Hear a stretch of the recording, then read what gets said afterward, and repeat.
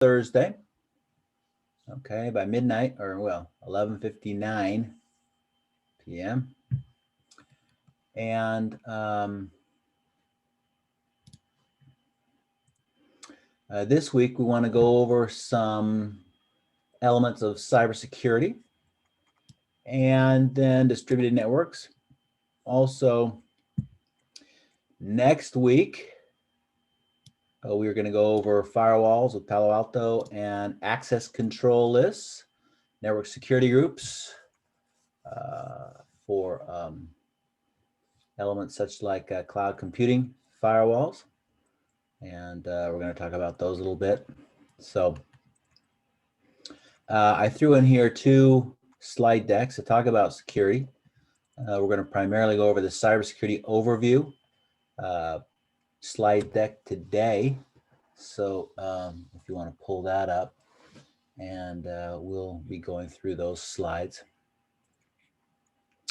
And so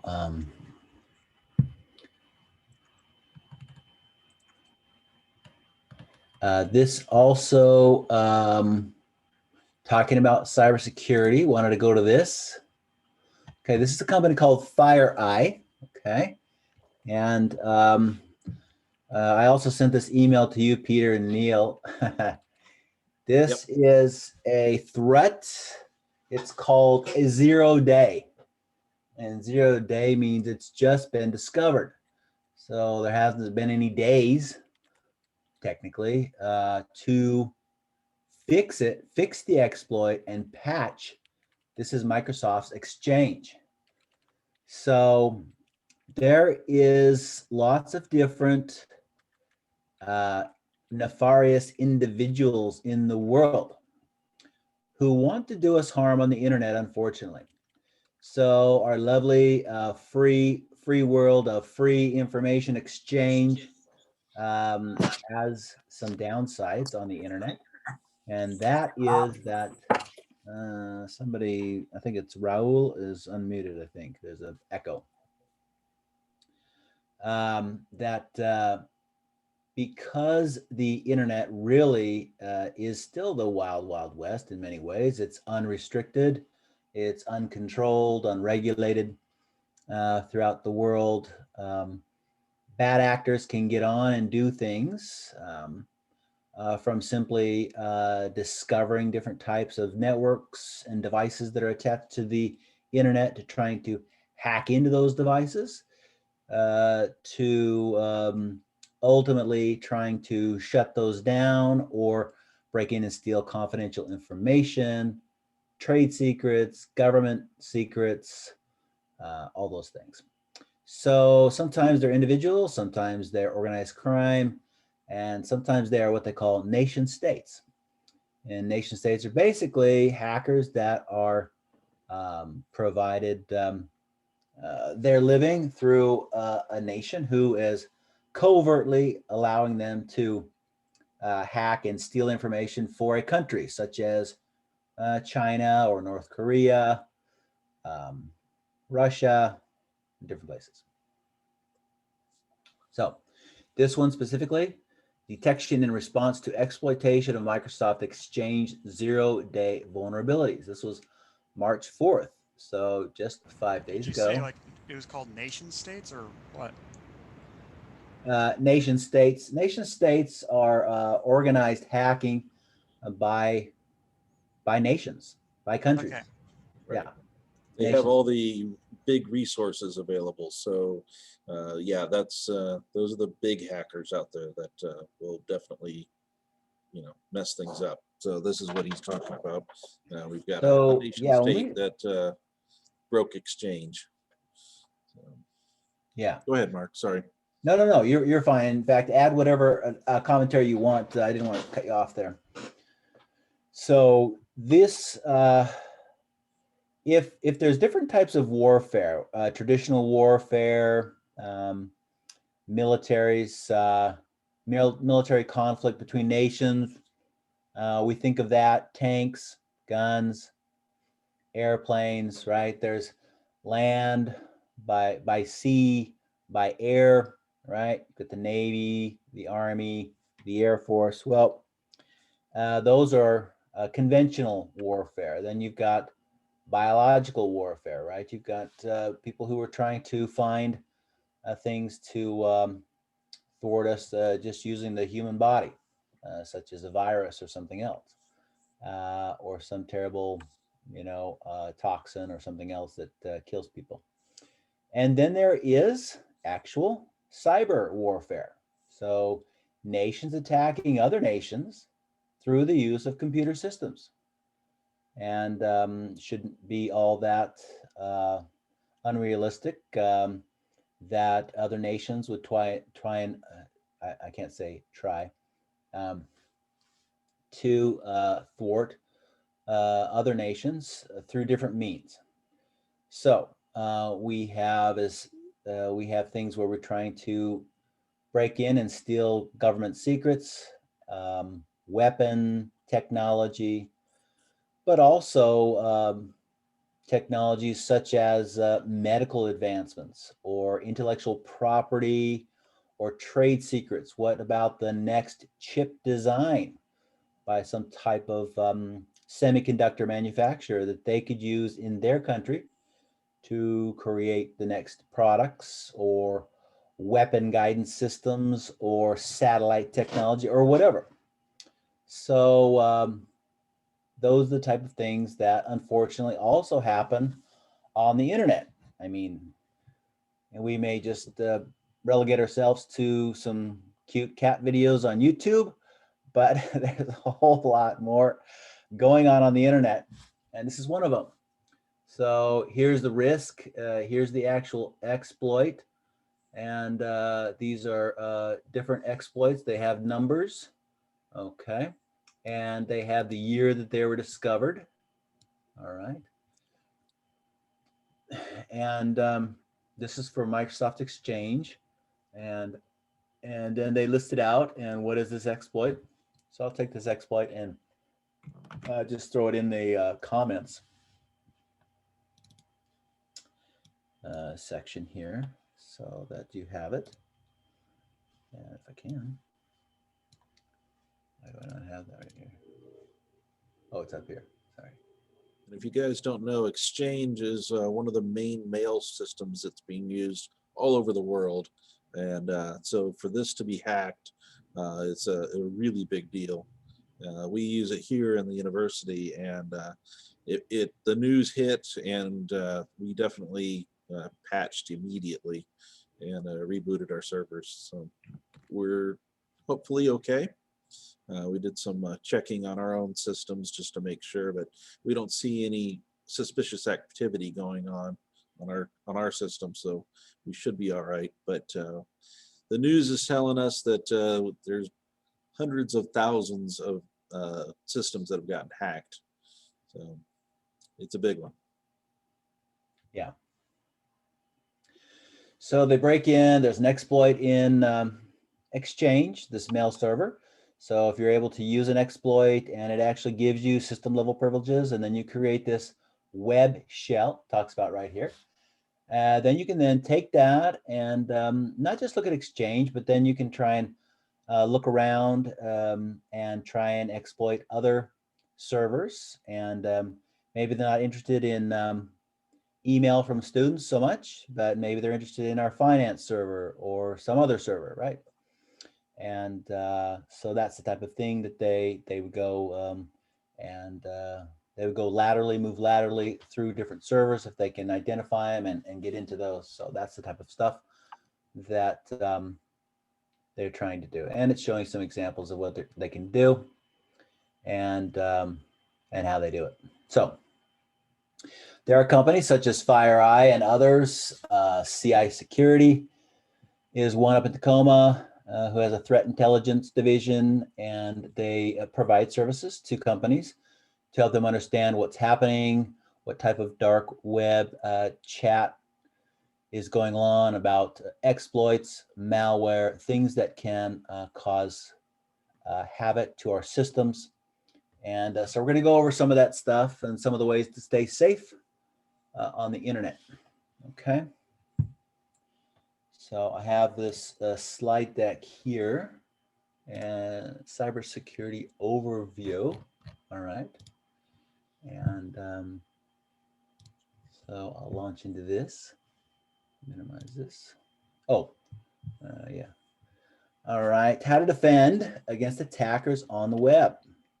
So there's lots of things to think about when you're on the internet. And first and foremost, if we just talk about, we can talk about personal security. So we can talk about personal security. We can talk about e-commerce or having a web presence, such as, let's say you are in a company and they sell things or they have a web presence to your business. How do you keep that safe? So pretty much every company nowadays has to have some type of web presence. That's how we search for companies. That's how we find them, find their address, their phone number, give them a call. I want to come by, maybe just simple as a plumbing store or something like that, right? Office supply or something. You want to purchase something. But it can be more important than that. You can actually want to find and use business websites to do transactions. It could be banking. It could be your finance, like stock, your 401k, maybe healthcare. Maybe you've got, we have Kaiser Permanente as our healthcare for St. Martin's. And so they have a website. You go on there. It shows you, hey, I can reorder my prescriptions. I can set up doctor visits with Kaiser for whatever I need. It gives me, hey, you need to have such and such physical every year, that type of thing. So all these things, we do so much through the internet now. I mean, it's amazing that everything is connected. And so how do we keep this safe? Okay. So what are some of the things that can happen? Okay. And so we have a web presence. We get out on the internet. We have, whether a website, or we also do maybe some connection to other companies where we do business with them. Just like we talked about, we could do like a virtual private network with another company and pass traffic. You could do research together. What are the things that can happen? Well, once you've set up an internet connection, you've got hardware and software that is required to run. You've got, whether it's a server or multiple servers, that hardware plus switching hardware plus routing software. Remember, just reminding you about, say, packet tracer. Okay, but in real life, all those devices would actually be running in real life, all connecting and working together to make sure you have packet flow within your company, and then out your company, out to the internet. You can have failures. Then you can have a virus infection.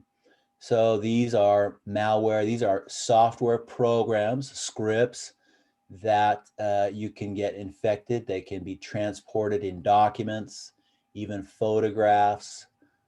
Many times they're at the end of a link and you get email and you click on it. This virus then installs itself on your laptop, and then it can do different things. Viruses, worms, there's different types of issues that can happen. Then there's just regular traffic out on the internet, but if a whole bunch of traffic is pointed your way from a number of different devices, it can be one device or a number of different, you can have what's called a denial of service attack. This is a distributed denial of service attack, okay, or DDoS, is where you're pushing a whole bunch of traffic to your website. And your website is a computer made up of a processor, random access memory, your RAM memory, hard drive. All these have limits of memory capacity, hard drive space, processing power. And if it's overloaded by an attack like this, it can overwhelm a website with trying to service connections that aren't real. And it can ultimately run out of memory. And if something if your processing goes to 100% or you run out of memory or other resources, your website can hang, it can stop responding, or it ultimately can actually just, the software can just fail and have like a blue screen. You can have an exception error or memory error. And sometimes you can't recover from that. So software and operating systems, they have their limits, and sometimes they can recover and correct issues, but sometimes they can. And so you can actually not only just stop people from getting to the website, but literally shut down the website. And so infrastructure failures, power outages, of course, natural disasters. One of the things when we talk about data center design is we talked about, there are key elements of construction where you don't put your, there's a criteria like, cheap power, cheap land, low property taxes, easy access to an airport, but not in the flight path, a major flight path of a airport. Someplace where you do not have frequent earthquakes, tornadoes, hurricanes, different things like that. We wonder why people put data centers in certain places. Well, it's to try and avoid natural disasters. So all that. So what are the key components trying to keep us safe, whether it's e-commerce, whether it's just a company website? And it's these here: confidentiality, integrity, and availability. Okay, availability at the bottom enables access to the data, and that can be severed through some type of denial of service attack we talked about, or failure, outage, hardware failure. The middle one there, integrity, information delivered unaltered. So we have to have means of saying, hey, when this packet was sent, this data was sent from point A coming to us, or from me going to point B or whatever, that it was not modified or altered in its path. So as it came in, something wasn't injected into that stream of data that then redirected that data back to a third site, or it modified the actual contents of that data. Okay, that would be really bad if you sent a stock request to sell stock, and in fact somebody modified that and said buy stock, and that could be financially a very bad deal. Confidentiality, only authorized persons. So confidentiality is, okay, am I really talking to, say, Peter? If I'm sending him a message, am I getting to the actual Peter Truax or somebody who is pretending to be Peter Truax? So yeah.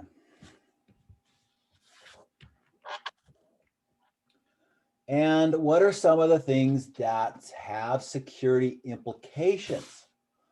Well, if we look at browsers, we have this autofill capability, which is really nice, right? Whether it's in Chrome or Edge or Firefox or something.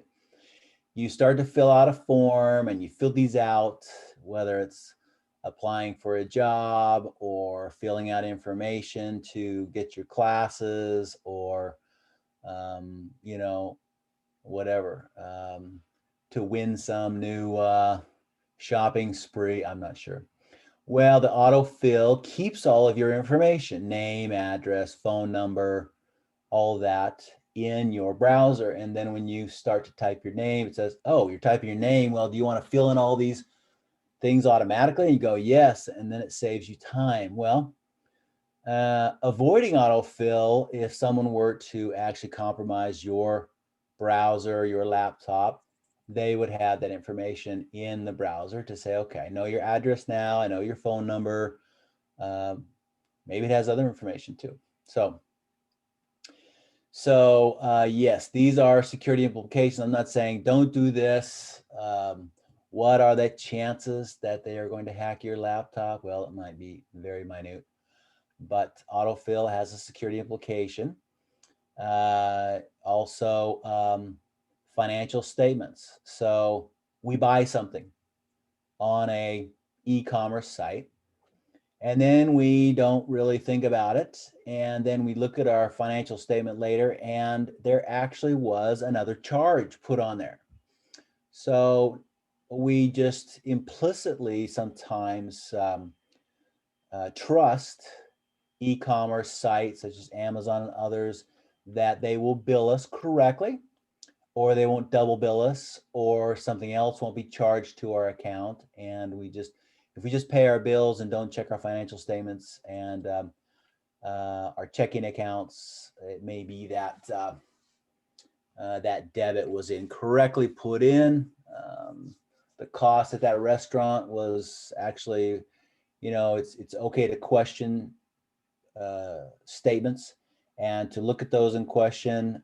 Credit card companies allow you to flag a payment and then have time to look at it before you have to pay it, if you're not aware of this. So, and then there's the third one, read privacy policies. Does anybody read privacy policies? Never all the way through. Never. We never read those privacy policies. What's a privacy policy? So you go to a website and you sign up for an account to allow you to use it. Maybe there's different gaming software or whatever on there, and you have to click on this little box that says privacy policy.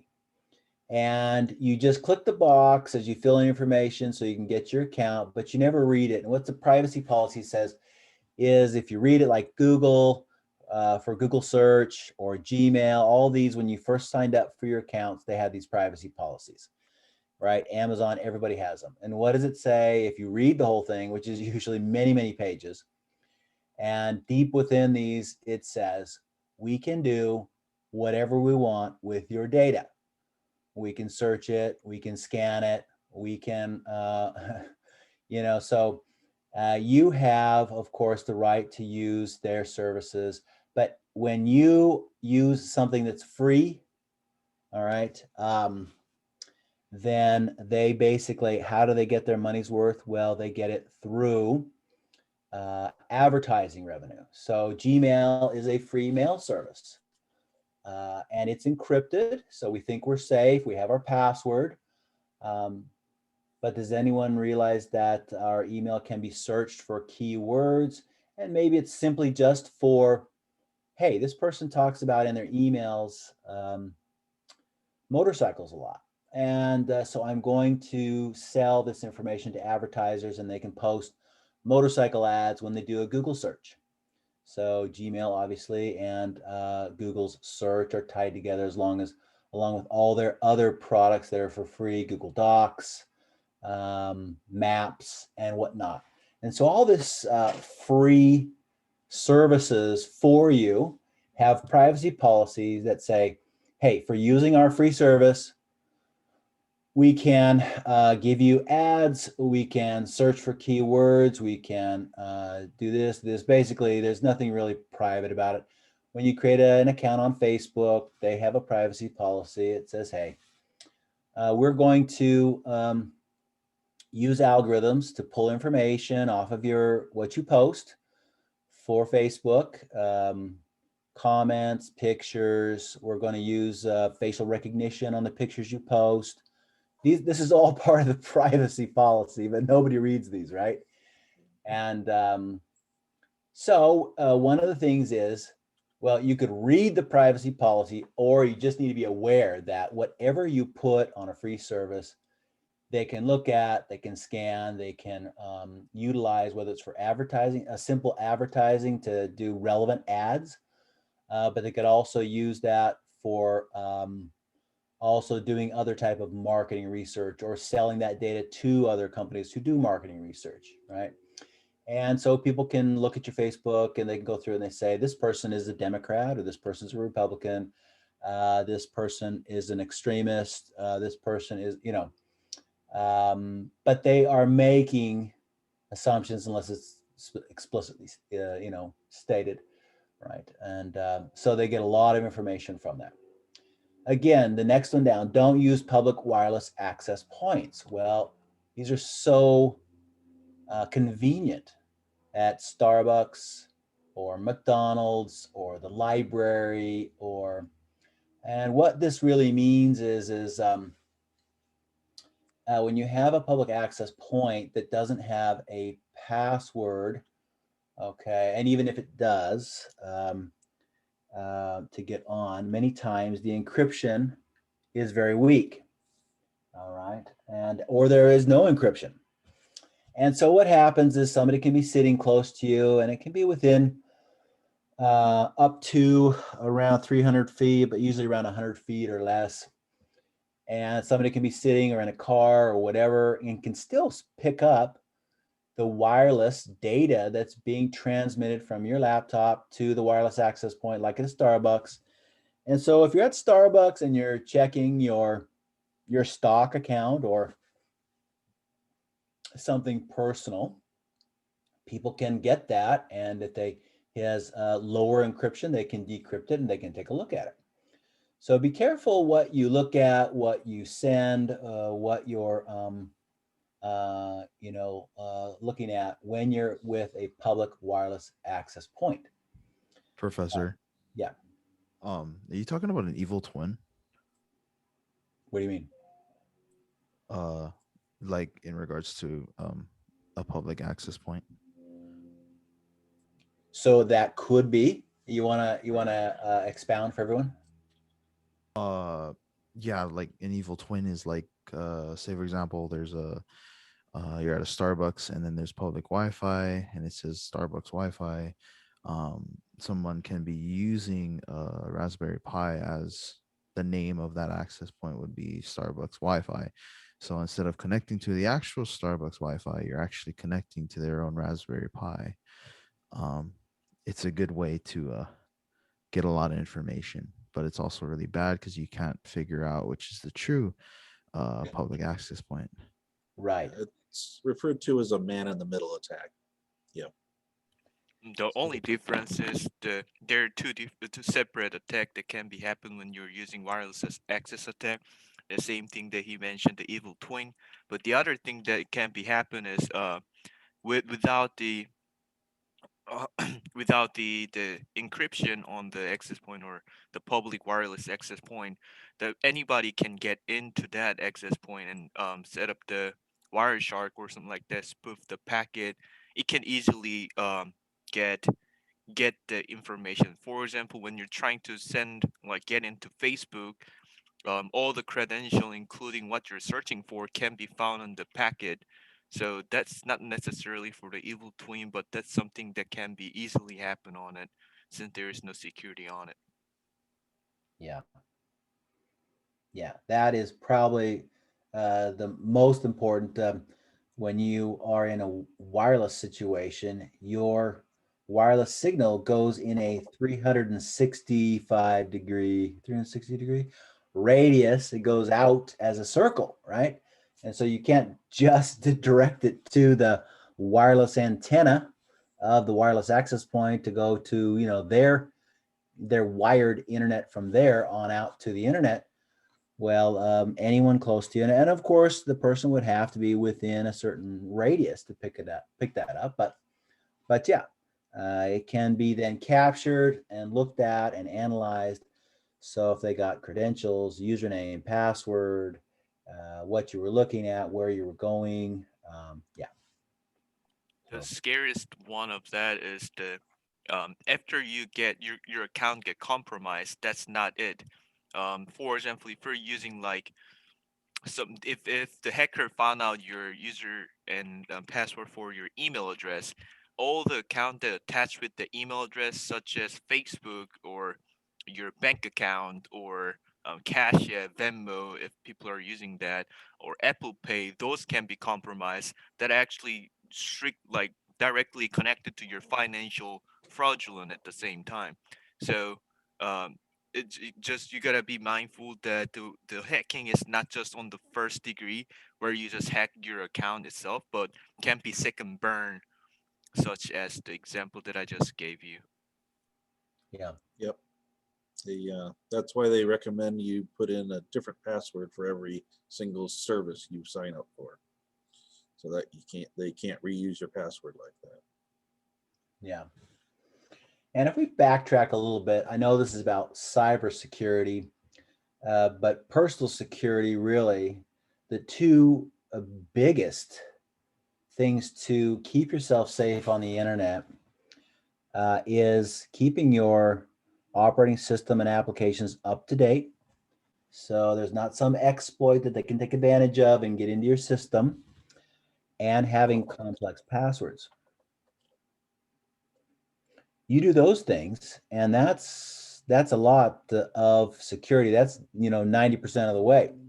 There's a lot of other things that can happen, but doing those two things is a big, and those are just simply on us, totally on us, to make sure that we're receiving updates. You can do automated updates for your operating system and applications. So whenever an app update comes, it comes and it just rolls out and gets automatically installed.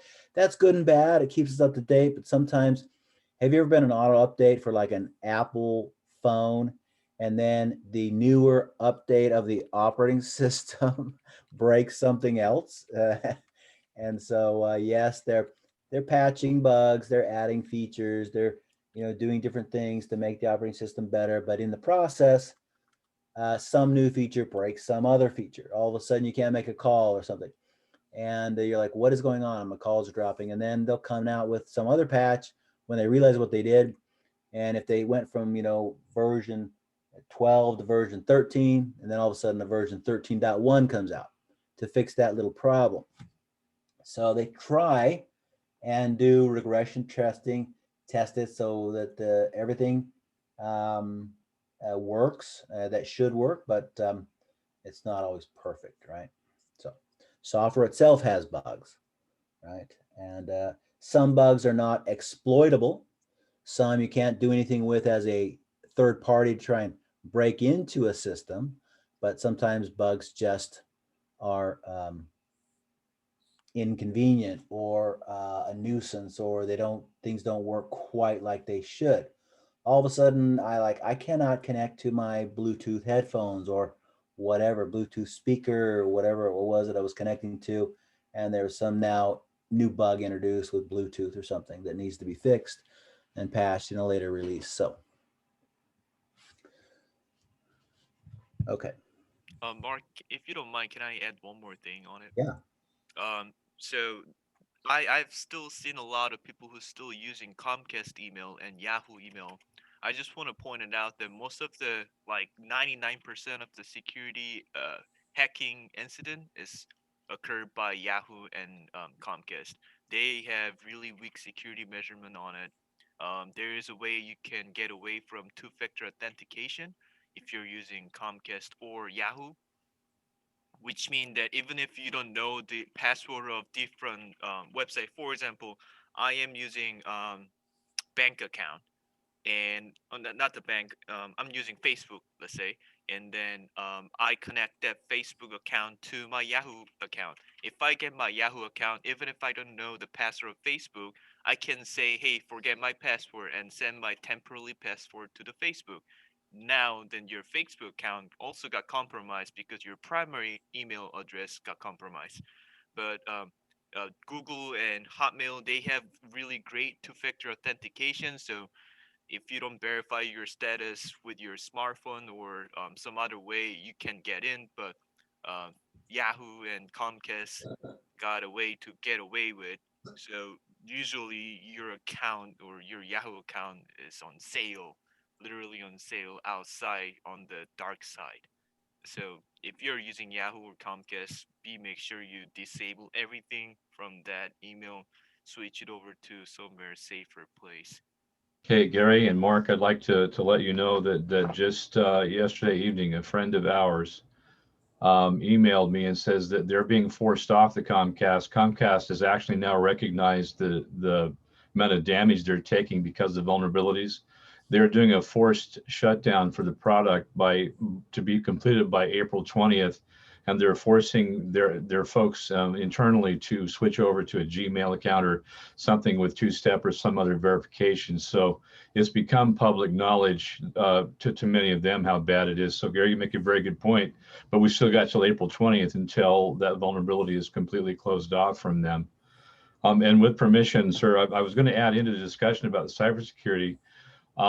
As we're watching all this stuff happens, a lot of people may get the impression that cybersecurity is played out by these big nation states only attacking each other's nuclear reactors. And one of the things that I found out which shocked me is that most of these nation states actually obtained their information from a select group of hackers who stole the NSA tools, then sold them. And then many of these agencies in these countries used them to then go after, and us as one of the largest consumer nations in the world, I was surprised to find it wasn't Russia and China, but many other countries, like Brazil or Portugal or a number of countries who are trying to access corporate information and consumer accounts, because then they can go ahead and do with the tools what you're talking about. Get access to their shopping information, demographic information, bank account information. So there's a 2 or 3 level battle. One at the upper level where we've got the big bad nation states trying to affect oil refineries, which is very rare, but it does happen. For example, the Russians attacked the Saudis, then the Israelis attacked the Russians and stole some of the same information from them. And then on a lower level, these other countries are breaking in with not just engineering scams, social engineering scams, but they're finding out your target numbers. They're finding out all kinds of things and then seeing if they can build a database. And many of them do. So I think what you've shown here in these slides, public access is your first mistake if you don't take it serious. That mention of just man in the middle, if you walked into a Starbucks and it showed 3 available servers, like a Starbucks 1, 2, or 3, I know anybody in my family wouldn't even question. They go, oh, good, they've got multiple servers.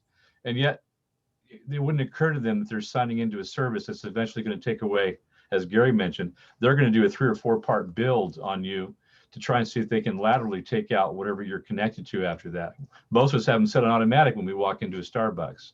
I've since had to learn how to shut all of that off. So anyway, I appreciate all that. I'm probably over speaking this, but man, I now don't do anything without a VPN or don't agree to the terms, or I'm not doing stuff I never did even 2 years ago. You just can't trust anybody. Yeah. Yeah. So these are good to be aware of, not to make us paranoid. If you work in the security world and you read enough cybersecurity events and issues, and you do start to get paranoid. So it makes technology a little less enjoyable sometimes when you think of the things that can happen. And when you're in charge of managing the firewall, yeah, you get paranoid. Yeah. Because it's on you, right? I mean, this is actually Peter's job. He does the firewall for St. Martin's, and he's going to be talking about Palo Alto's firewall in our on Thursday. So these types of, they are out to get you. Yeah, people are out to get you, and it takes away the fun of just going to the internet and the fun of whether it's news or gaming or just fun things to do on the internet, connecting, social media. It really is a downer that really we become the product. They're selling something to us. They are trying to extract data. They are companies that make a living on ad revenue. Google makes their money on ad revenue. So does Facebook. So does Twitter, and so forth. So just FYI. Mark, one of the things you didn't mention about the Windows, of course, what if they do find a bug? Oftentimes they don't want to report it until they've got their team on a full solution, because if it goes more than skin deep and affects a number of systems, they can't tell anyone. So you've reported it, and it might be a couple of months before the thing has got a complete solution. Yeah. So they have to stay tight-lipped. They go, why didn't you report it earlier? Well, you can't, because it's so horrible for me to understand that when you report a bug too early, then 10,000 people all jump on to see if they can exploit it. Exactly. That is the exact problem with this whole bug that we were looking at, okay, with FireEye. Okay, so this came out, okay, beginning in January. right? But we're hearing about it in March. Okay, so Microsoft finds out about this. Someone reports it to them. Hey, this is what's happening. They've got to pull their troops together. They got to rally their software development team and say, we got to fix this. We got to patch this hole. People are exploiting, because if they just come out and say, hey, everybody, this is happening, but you don't have a fix for it, then everyone else knows about it. And then they're going to try the same exploit, right? A bunch of other nefarious individuals who didn't know about it. So somebody discovered this, was using it, but it's limited so far. Okay, and maybe they've talked to other people, or dark web, which is, when we talk dark web, it's code you put on your website that when Google crawls the internet, or Bing, or some other search engine, okay, they are not recorded in Google search engines. So when you search for, okay, website to buy illegal drugs or child trafficking, those are not going to pop up. Okay. These are bad people who, they give their websites. They're on the internet, but you can't search for them in a search engine. That's the dark web. I Okay. thought like deep web was like the stuff that doesn't show up in Google search though. Is there like a difference? Is just deep web just like more normal stuff that just doesn't show up? Anything you don't want to show Similar. up is just, you put a code in your website to not have them get built into their search engine. But yes, there's the dark web, there's the deep web. Then there's truly nefarious individuals that you are not going to find unless you are in those inner criminal circles. And yeah, So deep web would be more just like non-criminal stuff that's just hidden for some reason. what do you think, Peter? You Yes, can no? really tell.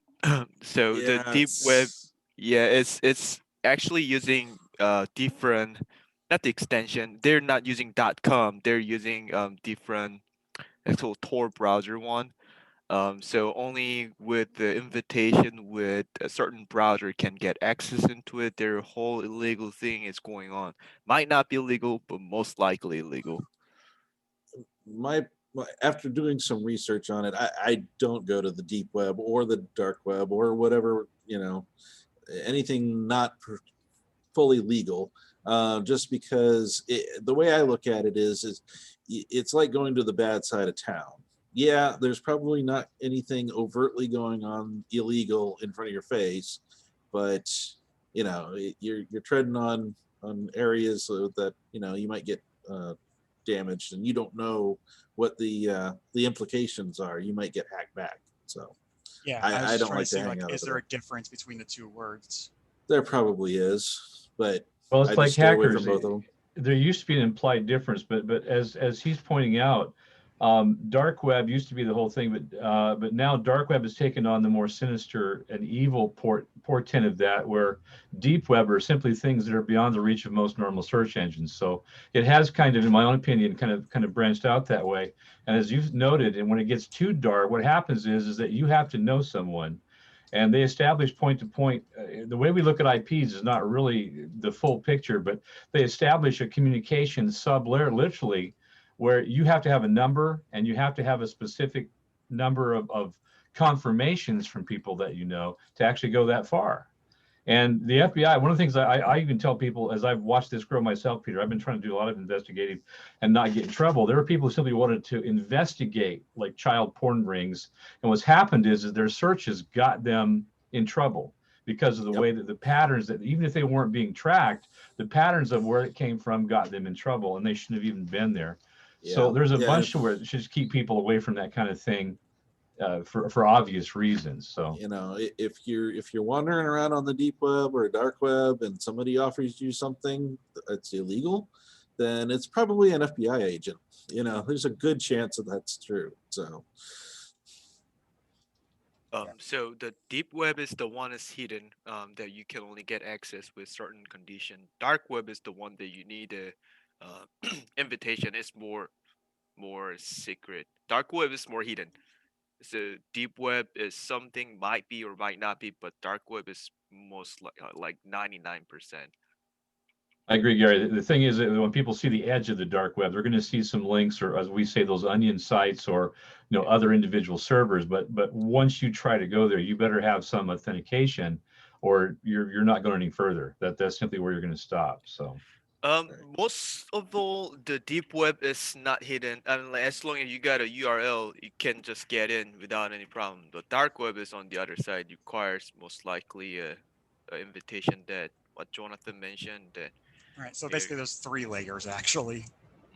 yeah, in a sense. And so it's saying that Peter and I were talking about, you start with the word hacker, and now you realize that it had to evolve into a term like ethical and non-ethical, and there's levels of what certain types of hackers are. And it's the same thing that happened once you got outside the scope of simple IP tracking. It's separated. And I'm thinking like Gary's, well, Gary, I can tell you what, I can get you a few dark sites if you give me your Bitcoin password, right? I can get you in, right? Well, yeah, that's the kind of thing we're talking about. Be careful. Yeah. Well, Mark, I just sent you a message. I actually gave you one simple example of the deep web. If you want to share it, you can, since you have a Tor browser already open up. Yeah. So you see that, you see this here. No, you shouldn't. So that's the regular browser, but you got to put it on the You Tor have to put browser. it in here. Yeah, only Tor browser will work. See, because the extension, when you go into this, and I should ask, what is this site here? That's really I don't want it to put it. Gary?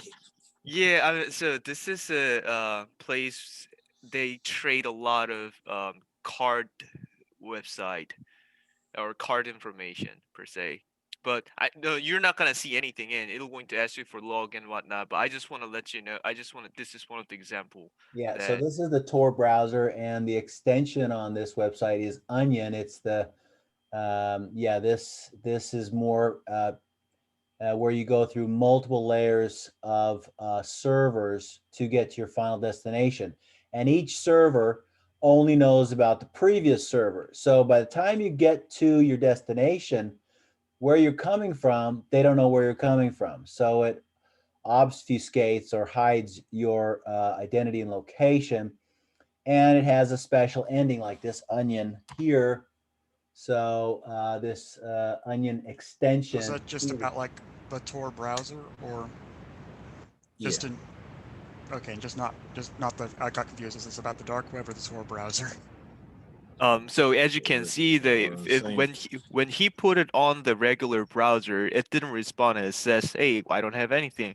But when you put in the Tor browser, it's actually sending you to somewhere else. Somewhere they have a destination, and you can actually your location is obfuscated when you use the Tor. Yeah. And so there are actors out there that can actually break that, like nation states. They can actually track you down using Tor. But yeah, so for the most part, you're fairly incommunicado.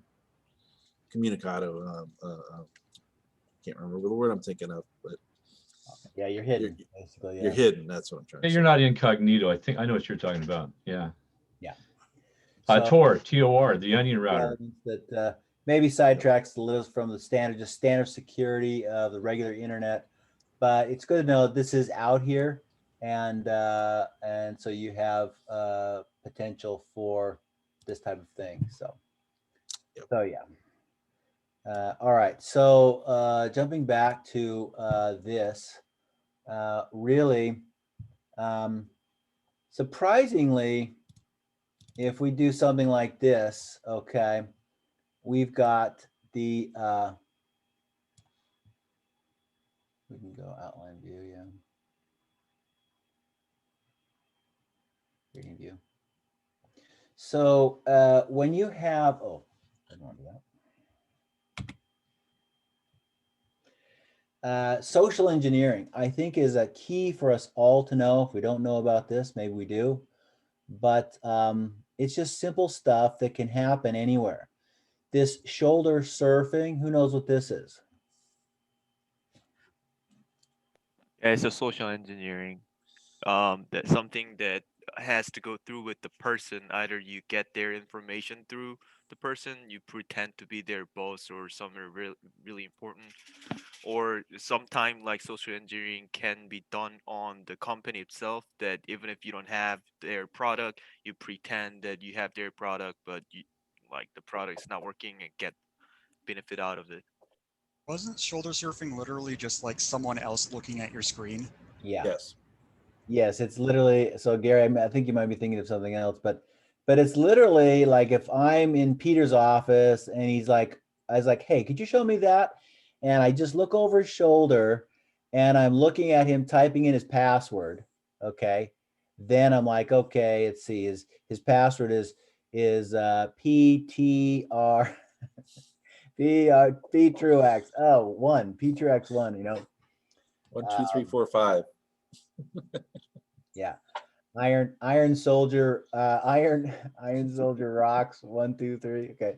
So once I get his password, then I don't need to do some type of brute force cracking tool or use some other type of tool to use some exploit and break into the operating system. I have Peter's password, and Peter's the administrator on the network. So once I have that, I can do whatever Peter can do.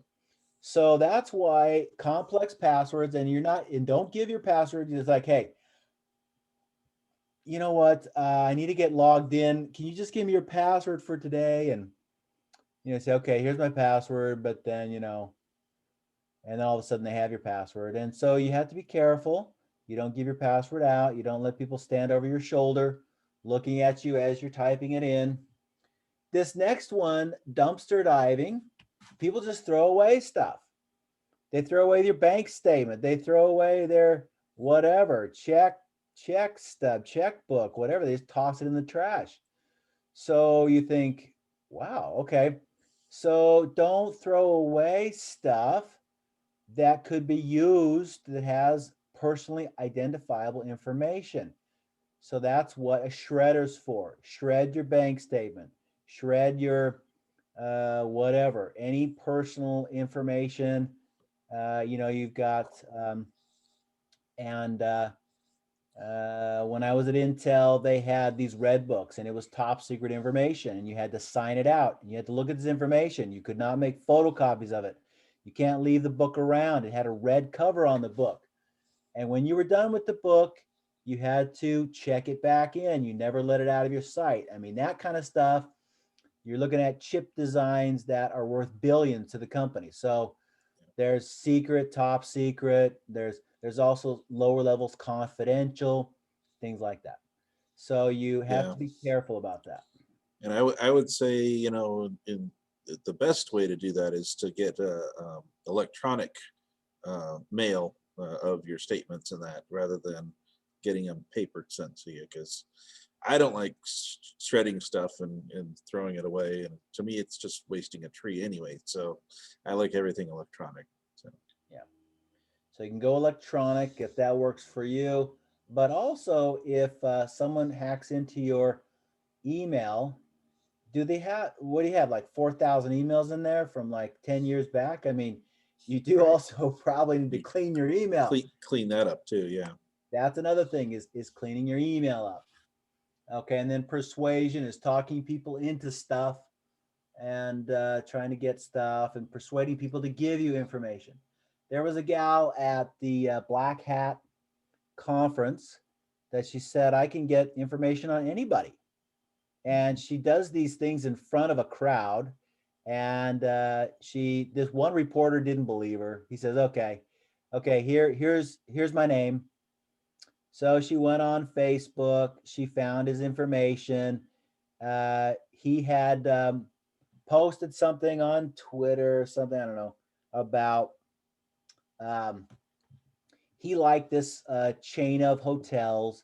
So she made the assumption he was staying in one of those hotels. People would say, leaving out of town. You know what I mean? Okay, I'm leaving out of town for a week, going on vacation. You're like, why did you post that on Facebook? You're like telling people, go break into my house and rob all my stuff. You know what I mean? So she calls the hotel that's closest to where he's at.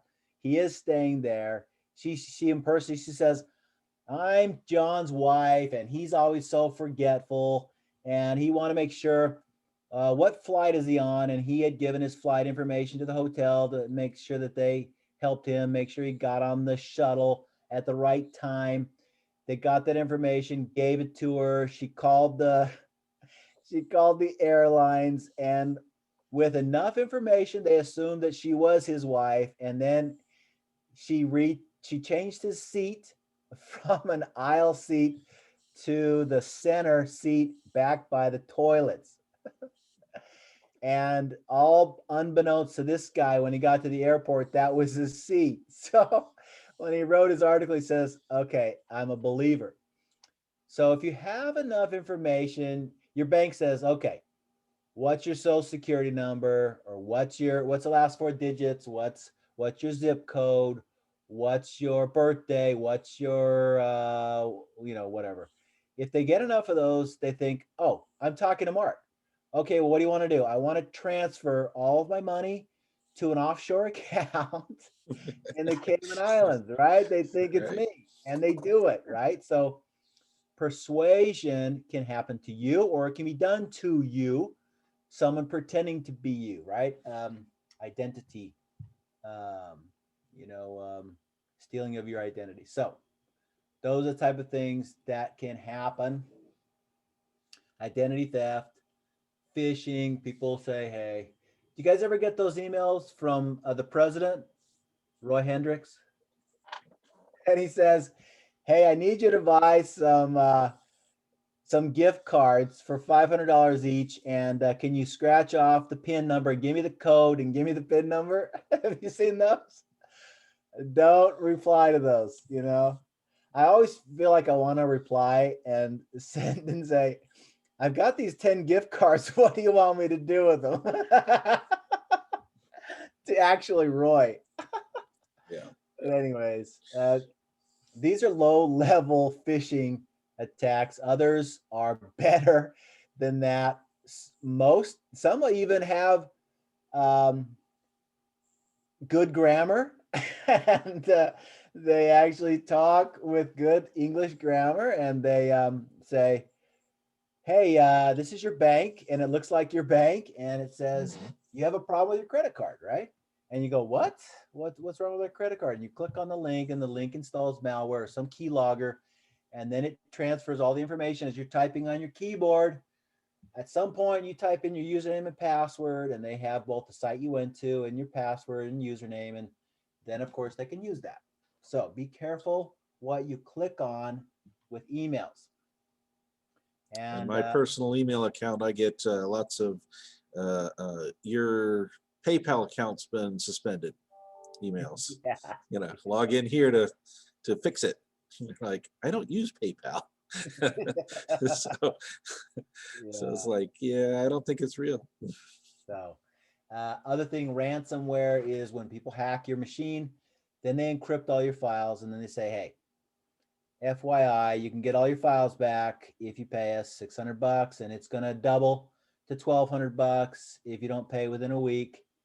And companies who don't have backups then pay. They're stuck.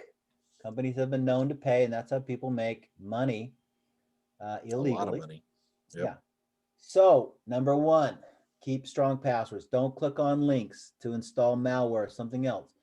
Do not give your password to anyone, and make a backup of your data. All right. So one of the things that you can use is an external hard drive. Okay. So take a hard drive, not too expensive, back up your laptop.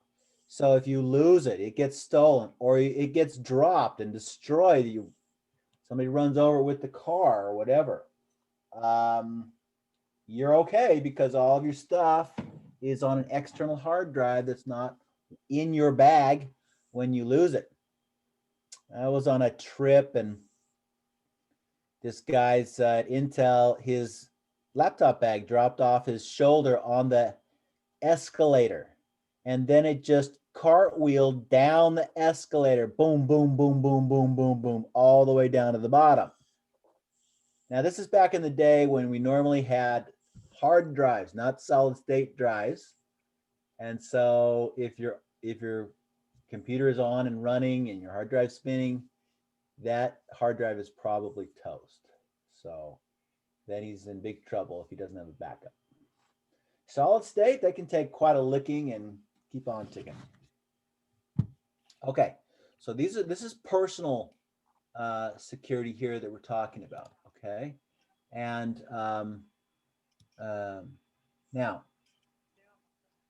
how do we prevent from a business perspective? Okay, how do we be secure from a business perspective? So we have firewalls, and Peter's going to go into those tomorrow. What do they do? How do they work? But if you have a inner and outer firewall here, if on the left you're going out to the internet, that's your outer firewall, and you come in, this DMZ or Demilitarized Zone, a lot of terms in cybersecurity or in computers have come from the military. Red team, okay, blue team, things like this. These terms came from the military, right? DMZ, Demilitarized Zone. We know that from like, North and South Korea or something, right? This area on both sides that has a fence on both sides. Well, inside this, in the case of cybersecurity, are externally facing services like a web server. A web server is there. The outside firewall allows information to come in and access just the web server. It doesn't allow it to go further. If you try and scan and do other things, you have an internal firewall. This internal firewall only allows specific traffic from the web server to a backend database or some backend server or something. Therefore, it's much more secure than just an external firewall where you have to allow everything through. And so they put these up where you have a specific area of externally facing or internet facing services. And then that's the internal firewall is locked down so they can see those. And even if those get hacked, okay, they can just go that far. But you can go beyond that. Instead of having the actual web server, you can have a proxy server in the DMZ. And the proxy server is basically cached all the content from the web server and is ready to give it to whoever requests it. When they come to the web server, they come to the proxy server actually. So it can be on the front end. It can redisplay and can cache content from back-end applications that are inside the corporate network. So if there are things back here in the private LAN over on the right, services, software programs, databases, and so forth, or even the web server itself, the proxy server then can display it and provide it to those who need access to it. But if the proxy server gets hacked, it's just a copy. It's not the actual web server. It's not the actual database server. Okay, it's just the front end and it's just a copy of all that. So it reduces your risk by using a proxy server on the front end. So that's also an improvement on what we have. Another is for a typical IT infrastructure, if you're the network engineer and you're wanting to be secure, we've talked a little bit about this, what routers do, they isolate different areas. But this is not only a router, but it also includes firewalls. So firewalls and a router. And then you've got different areas of security and security vulnerabilities in your company. So in the bottom middle, broadband internet, these are people remoting in to your network, okay, from home. They use a VPN and they remote in. So you have a certain set of vulnerabilities there. Their laptop could be compromised with some type of virus. So as they come in, you need to also One of the things is to, well, you can give laptops out that you know have virus checkers, that have updated software and operating systems that you manage as a business. And then you say, do not bring your own equipment. We will give it to you because then we can control the security on it. Sometimes though, they say, well, bring your own equipment. And then they have to deal with the consequences. So they have to then scan those packets. They have to be extra careful with those connections to the internet, to their corporate network. And then you've got local area network segments. You've got the local area to the WAN domain. The WAN domain then is sales sites, let's say, or sales sites to corporate sites. And you have security. Security is not as high there. So you have different things where you try and give, for example, read-only access to the Active Directory, or read-only domain name system servers at sites where maybe it's just in an unsecured comms closet. And then across the WAN, then you go into the corporate. So sometimes people can hack a less secure office and then try and then move to the corporate office from there. That's more locked down. So firewalls then limit your exposure to those type of threats. And so they kind of break it down into these different domains that you each are really working at for a holistic security. Okay, and we're running out of time here. Okay, I want to talk about, all of you are taking this class usually because it's a requirement. You're not going to become network engineers, unfortunately, because I think it was a great career for me, but and for Peter. But you're going to be software engineers. You're going to develop software. You're going to be coders, whatever. And you look through this, and the software development lifecycle, SDLC, software development lifecycle. You're analyzing what you need. Hey, we need a software that does X, Y, Z. You design the software, okay? You implement it. You, like in a pilot, you test it, okay? And then you, stakeholders acceptance, and then you deploy it corporate wide, and then you maintain that software. Well, with this software development life cycle, you have to start right at the very beginning with security in mind. If you don't, then your software can have weak security and it can be compromised. So the things, poorly developed applications pose a major vulnerability in networks and online applications because they take little consideration for those three elements: confidentiality, integrity, and overall security. So security should be implemented during the design phase and throughout the maintenance of web app. So what are those best practices here? Okay, if this is slide 24, 25 here, and I've skipped over lots, but you're welcome to peruse the others. If you are doing secure coding, then when you have, let's say you create a software app that has a front end and a back end database. So you have a login and it's username, password, or whatever. And then you maybe do queries in the database, and you can query information or whatever you need to do. Maybe some internal widget database for all of your products or something. Well, the first thing you do is validate input, which means if I put a search for, and I have a SQL select statement, select asterisk for, information,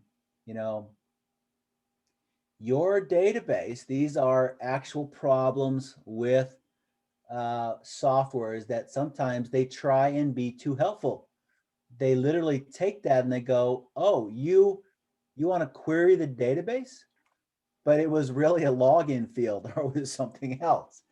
And it actually will query for you. It'll take that, recognize it's a keyword, query the database, return data to you that you were never authorized to see in the first place. So you have to validate input. There is no user named select. There is, there is no user named, whatever, some key SQL query command. Okay, so you validate what they input and then you test it. Well, there's 100 users, and so you say this is incorrect. So you have to validate what they put in. You don't just run with it. When you actually compile your code, look at the compiler warnings. And code needs to be simplistic.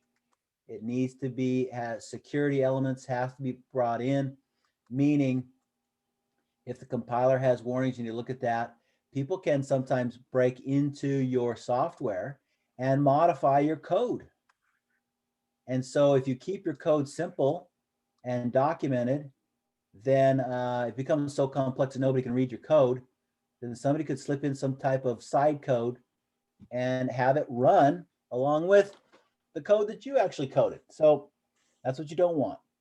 So if it's compiling and there's warnings, check out those warnings. If it says this is older, needs to be updated, you could have created a product and you could have used an older version of Java, and Java is notoriously buggy. And or you use an older version of encryption, use an older version of HTML, use an older version of whatever. There's many elements of whether it's a web app or something else, e-commerce app, that you have to test and validate that there isn't some way to exploit this using some older version. So keeping your code simple, keeping up to date on the actual scripting languages, the actual versions of code that you use, all are important. What PHP version do you use? So forth. Okay. Then implementing secure coding best practice, use the principle of least privilege. Okay, if we create a database and this database is for our grades, then if Peter's an ITS and he's over the grading server, okay, he should not just by default grant every student when they log in administrator privileges. They don't need that. I don't even need that. They don't need to see everyone else's grade. In fact, that's actually a violation of it's FERPA. Yeah. The Federal Education Security Act, that you cannot, it's illegal for me to tell someone else your grade. Even if your parents call and say, what grade did my kid get in your class?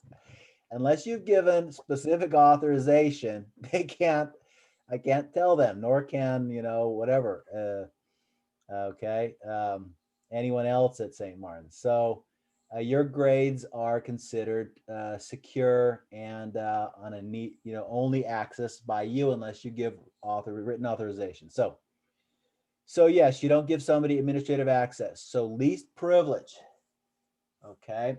Sanitize the data, send to other systems. Look at the data that's sent and verify that it's not been compromised, that it's not something has been put in there that shouldn't be there. So you verify data that's sent to other systems. You don't send too much information. Another system requests Daniel Rivera's schedule at St. Martin's. Well, then it shouldn't send all of his grades and what year he is and his social security number and his birthday. It shouldn't send all that data. It should just send what the query is requesting. And even then, you should verify that they have rights or should see that data. So between systems and other systems talking to each other, verify what data is being sent between systems and limit it to just what needs to be sent. Use layered security. There's a defense in-depth strategy that says the weakest security is like the DMZ. Then you have an application or a mid-tier that is higher security. And then you have another layer of firewalls and subnets that has the data on the back end, which is the highest security, because the data is what they're trying to get to. And if they have to go through multiple levels it's harder to get to that data. So you actually build in layers of security. You don't put your database right on your web server in the DMZ. When they hack the web server, your SQL server is also installed on the web server, and now they've got everything. They've got the data and everything, right? So you separate. You separate those the data tier from the web tier, from the middleware tier. Those type of things need to be separated and then secured. Use effective quality assurance. So as you build something, you test and validate that it works the way it's supposed to work. You try and actually see if there's ways around your security, and a good quality assurance is not just picking up bugs, but exploits, which are bugs that can be actually exploited, and data and things can be received, or access can be provided that shouldn't be provided. And then adopt a secure coding standard that is uniform across your company that you work for, and that everybody adheres to this. If everybody adheres to this except one unit, and then they put in compromised code, then your whole application is compromised. Okay. So these are some cybersecurity. Wanted to end on things you can do, and especially for those who are going to be software developers. This is really, these last two slides, 24, 25, is knowing these best practices, okay, to make sure that you are developing and coding to the security standards of your company, to high standards of data normalization and validation, and any communication between systems and a large coded solution are encrypted. All those things are key to making sure it's secure. Hey, Mark, in discussing those last two slides, it may not be explicit, but it looks as if the user domain contains about 90% of all the potential security issues. It looks like the users are the ones that, when you're designing, looks like you're going to have to focus on most of these all as user entry points or user access, user protocols. Because so anyway, I'm just looking at the slides going, yep, looks like the user domain is going to be your primary focus for security. Then you fan out. Yeah, that's the first step. That is the first step. All the data they put in, you validate the data. You don't run a command, a SQL query command, when really they should have just been entering data. You make sure that you validate whatever they put in, and not just that the date's in the right format, month, day, year, or something, or that their phone number is hyphens or something. That stuff makes it so you can search the database and get the data back out, but that they don't put in something nefarious and it gives results that you weren't expecting. But then once the data is in there, you encrypt the data in your database. It's encrypted at rest, and then when it transmits, it's also encrypted in transit and at rest. Those are two key elements of it as well. And then, like I said, with what are you sending between systems? Are you just sending what they need to see? Do they have just the rights to your system that they need to the data, and not all rights, all that stuff? So least privilege. Yeah. Okay, we're out of time. Hopefully this was informative. And then we will see you then on Thursday, where Peter will be talking more in depth about key elements of security at the firewall and different layers depending on what you're using as a security system. Yep. All right, thanks everyone. Thank you. Well.